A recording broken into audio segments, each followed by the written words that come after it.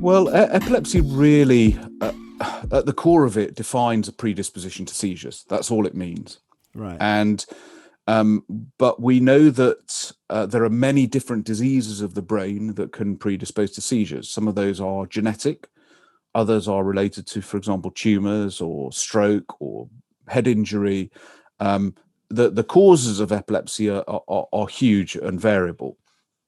The other thing that people fail to appreciate is that everybody thinks of seizures as being large convulsions. So the Yeah. typical picture of a seizure is somebody who collapses to the ground, frothing at the mouth, violently shaking, and then being unconscious for a prolonged period of time afterwards.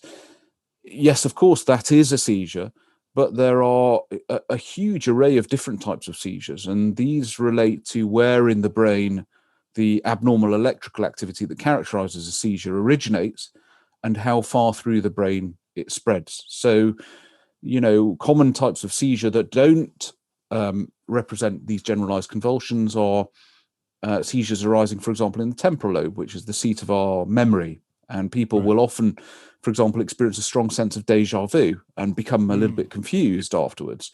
And that can represent a seizure. I've got individuals, patients who I look after who, for example, when they have a seizure, see visual hallucinations because the seizure is arising in the visual part of their brain.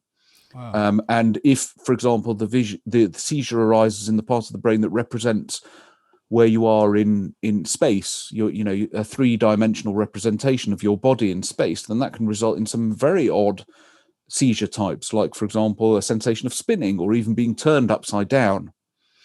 And so it's only when the seizure spreads through the whole of the brain that people get these big generalized convulsions. But actually, Yeah. seizures really give us an enormous amount of information about what different parts of the brain do in terms of their function.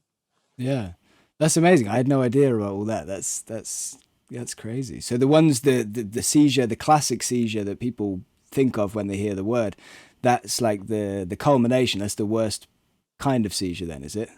Yes, that's when the electrical activity has spread throughout the brain and the whole brain is discharging in a very disorganized fashion, and you lose consciousness, you have no awareness, you shake violently, and those are the seizures that are most risky in terms of your health. Thanks for watching that clip. If you enjoyed it, please subscribe and check out the full episode. All links are in the description. Be nice, be happy, be cool.